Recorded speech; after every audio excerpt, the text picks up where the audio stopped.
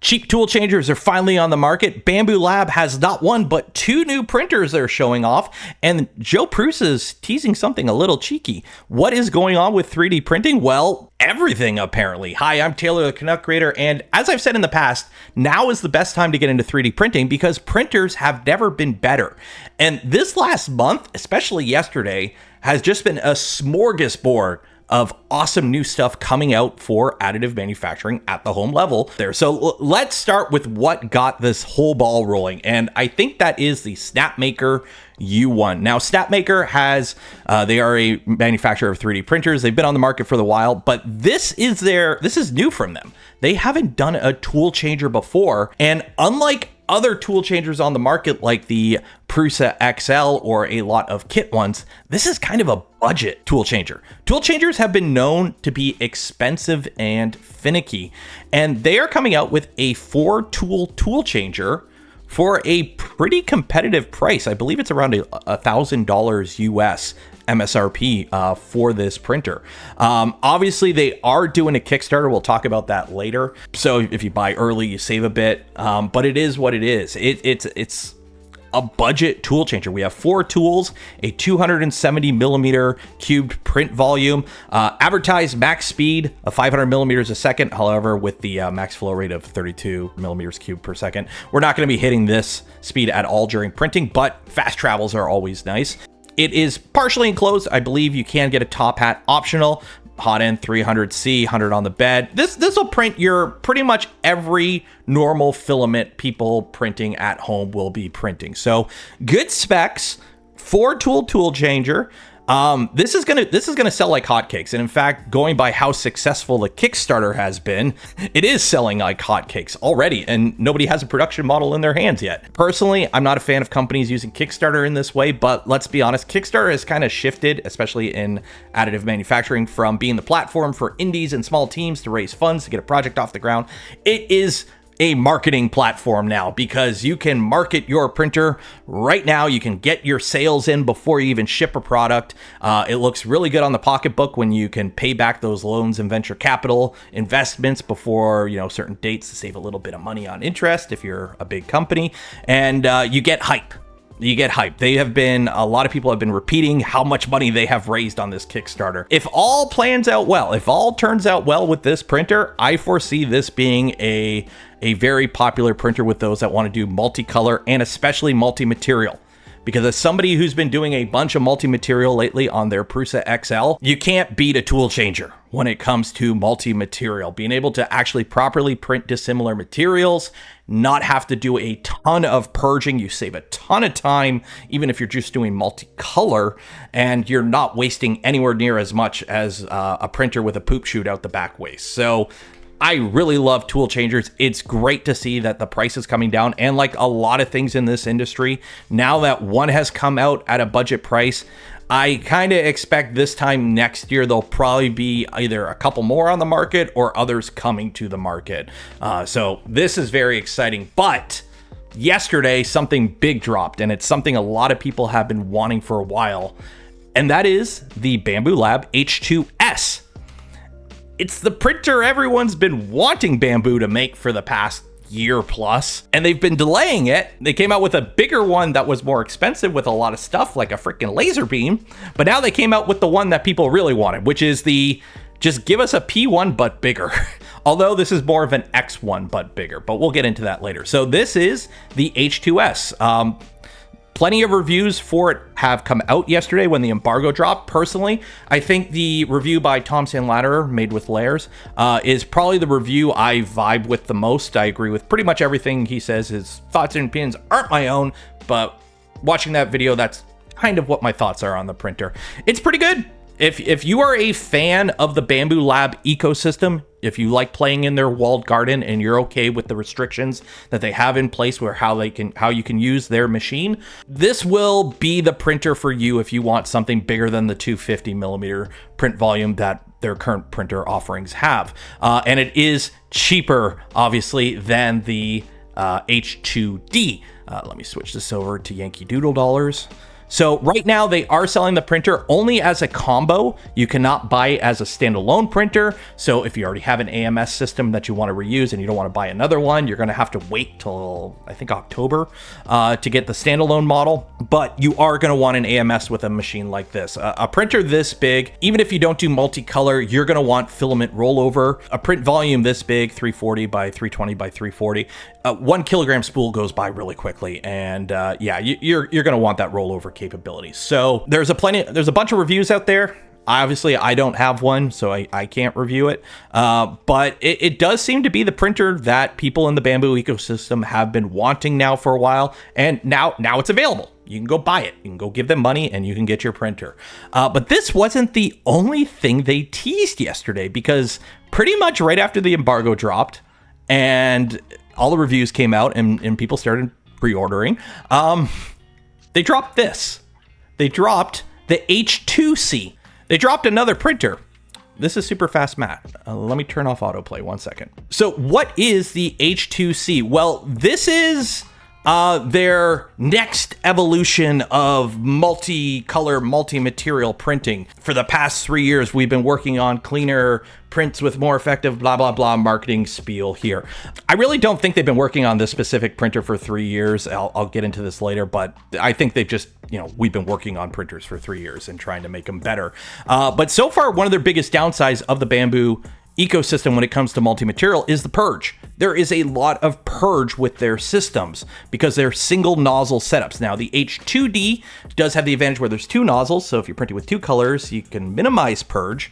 But the moment you do more colors or you're essentially using the AMS, you're going to have purge. And that's because the way the Bamboo system works, it cuts the filament off above the hot end when it does its retract. This way you don't have to worry about a blob on the end gumming up the system, causing jams. It makes it a more reliable system. But that means when you put the new color in, you have to flush out that old color.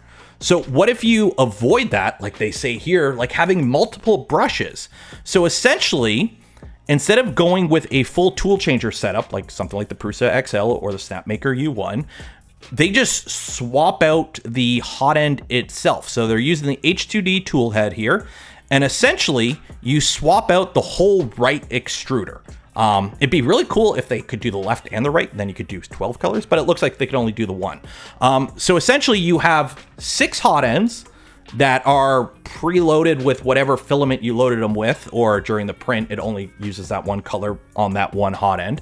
And then the left one is still a fixed hot end. So you have 7 colors total, and it's all wireless too. There's no extra wires going to each of these hot ends. It's inductive heating. It heats up in 8 seconds. It transmits all the information wirelessly. You have this cool palette tool changing system here to swap them out. And this solves some of the purge problem a little bit, and it doesn't solve some other problems. Because if you've been watching this video, this looks a little familiar to another system that was teased a little while ago. And it's not the Bondtech Index, but we'll get to that in a second. It's the Atom Form Palette 300. This printer was shown off a couple of weeks ago, and this is a 300 millimeter print volume printer, 12 auto swapping nozzles. So whereas the Bamboo is heating up system inductively, the Atom Form, it looks like it's just using like a standard heater system, and it's just swapping out the nozzle and the heat break. And this system pretty much has the same advantages as the Vortec. So you're not having to purge out that slug of filament that you cut off in the hot end when you do your filament change. So you're saving on purge. Unfortunately, you're also losing a lot of benefits of another system that was shown off earlier this year in April of the Bondtech Index. If you don't know what the Bondtech Index system is, this is going to look very familiar to what Bamboo is currently showing off with Vortec. But this is a system Bondtech has been working on for a couple of years, where essentially the entire tool head is its own self-contained system. I have this nice little video here from Rapid TCT earlier this year I filmed with Bondtech. But essentially how this system is working is the tool is picked up by the tool head, and then it's heated inductively. There's wireless sensors for reading temperature and all that jazz. So essentially each tool is completely inert. There is no wires going to it, no electricity going to it, just a filament tube. Everything is in the tool head. And this allows you to make, one, the tools much cheaper. They're $35 a pop, according to Bondtech, but also it allows you to have multiple different tools already preloaded with filament, ready to go when you pick them up.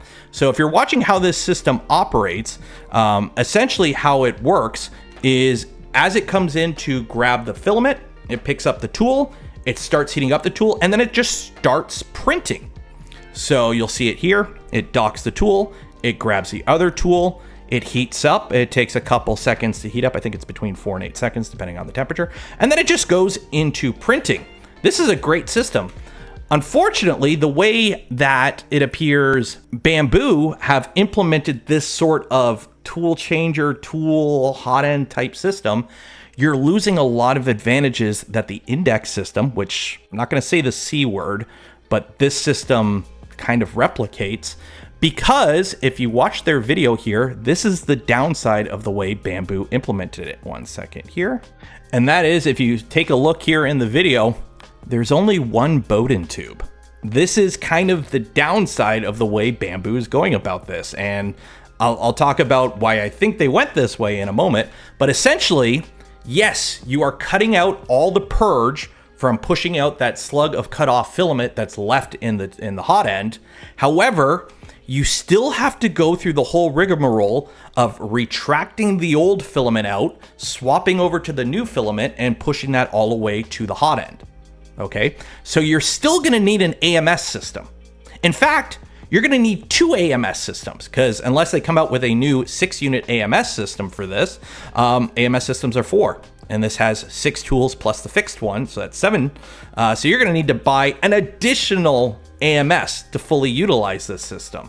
Because yes, you're swapping out the hot end, but you're not getting the benefit of having that hot end ready to go. You still have to cut the filament, dock it, pull out the old filament, feed in the new filament, put in the new tool, and then heat that up, and then you can print. But also, you've cut the filament.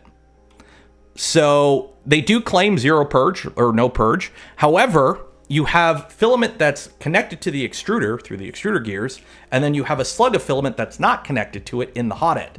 So essentially, when you feed, yeah, it's being pushed, but when you do a retract, it's letting the pressure off, but it's not actually sucking anything back. It's not, you know, doing this, it's doing this, at least for the first little bit there. So you may run into, depending on the filament, the material properties and the speeds and feeds and all that jazz, you may have like a little bit of less than ideal flow control for that first little bit of print resuming, unless you purge it or do a prime.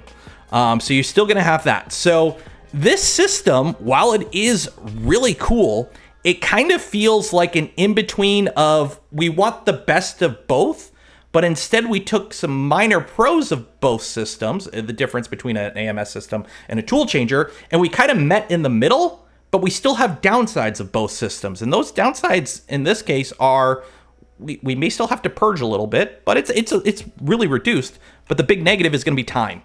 Watching a Prusa XL do a tool change and go from printing one filament to printing another filament in less than 5 seconds, because it can preheat the nozzles as well. Now, to be fair, induction does heat it up pretty quick, but still being able to preheat the nozzle and be able to just grab and go right into printing, because if you have your settings right, you don't even need to prime, you could just go. It's really fun, especially when you're doing prints with a couple hundred to a couple thousand tool changes in it. So yes, you're going to cut down on purge, but I have a feeling this system, it's still going to be kind of slow. Oh, hey, editing Taylor here. Another thing I realized while I was editing this is another downside of this system is because it's still using the AMS, you're still going to have issues with flexibles. You may not be able to use traditional flexible filaments in the setup because you're still relying on the AMS system to push that wet noodle filament all the way to the hot end so the extruder can grab it. So even with this pseudo tool changing setup, there's still going to be materials you won't be able to print, whereas a traditional tool changer setup or even the Bambulab system, they don't have a problem with flexibles. So there's that too. Also, by the way, editing is very thirsty work. So if you're thirsty as well, why not grab some gamer subs? Use code Canuck in the description below and save some money as well. Okay, back to the video. And I think that's because they should have come out with a brand new printer. This system feels a lot like they kind of shoehorned something into an existing printer to try and get it out in response to how good the numbers for the Snapmaker was. I tinfoil hat on, I got a feeling that they saw how good the Snapmaker Kickstarter was doing, the response the community was giving to it. People were like, hey, tool changers, we can get away from all this purge. And they had to respond. So they announced this maybe a little prematurely. I don't know. I don't have any contacts at Bamboo who would tell me. But essentially, this needs its own dedicated printer. A system like this, like the Bondtech here, the Index, this, you kind of want this on its own printer. This is when they showed it off. This is on a modified Voron. So this is a Voron V2 that's modified, and look how many tools it has across the front there. So it's able to just grab and go. No need to wait for filament to retract, rewind, all that. You don't have to worry about rewinding mechanisms. You don't have to worry about a shuttle system to move filament up and down. That's a whole other mechanism that you need to worry about now. It grabs and goes. And the downside of the Bondtech system is, unfortunately, when they showed it off, and up till very recently, it was a system that you had to mount on an existing printer, at least as of a couple days ago. Because soon after Bambulab teased the H2C, Joe Prusa dropped this. The Core 1 with, and it starts at T0, 7 tools mounted to it. Now, they haven't confirmed anything officially, but I don't know about you. That looks an awful like an index system. And Prusa does have a history of working with other companies in the 3D printing industry, like E3D, for example. So, you know, I think there's a little bit of collaboration going on here. And they're teasing this right now to show, hey, do you want the real index on a commercial machine and not have to faff about with modifying a Voron or any other open source printer? Because that's one advantage of the index system. You can slap it on any printer that's open source so that you can modify the firmware. But for those that don't want to worry about modifying, it's a lot more of an incentive if you could just buy it off the shelf already pre-assembled. So it looks like shots fired here. So yeah, that is apparently a Core 1 with 7 tools on it. Now, the Core 1 is an average size printer. It's nothing big, so you're probably going to lose a little bit of print volume with all these tools here, although we only have this one picture to go off of and no actual details, so it is a tease. But I'm sure people are already working on stuff, and you know, Joe, if you're listening, could we get a Prusa XL2, but manufacture it the same way you've manufactured the Core 1 with the stamped sheet metal frame, fully enclosed right from the get-go.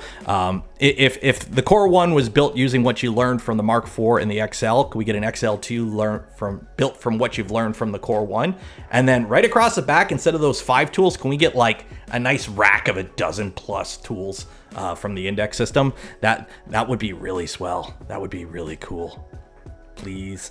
So yeah, additive manufacturing, it's gotten very exciting. I can't wait to see these printers hitting the market and what people actually think of them once they get in the hands of the average end user, and there's production machines out there. So yeah, it's a good time. It is a good time. So I hope you enjoyed this little takeaway video. We've been chatting about this stuff on the live streams the last little bit, but I figure I'd put together a quick video to push that out there to get my thoughts and opinions out there, so you can, I don't know, vibe with them. I don't know, what do the kids do these days? Anyways, I'm Taylor Canuck Creator. I hope you enjoyed the video. Make sure you like that smash button on your way out. Subscribe if you're not subscribed, and I will see you in the future. Cheers.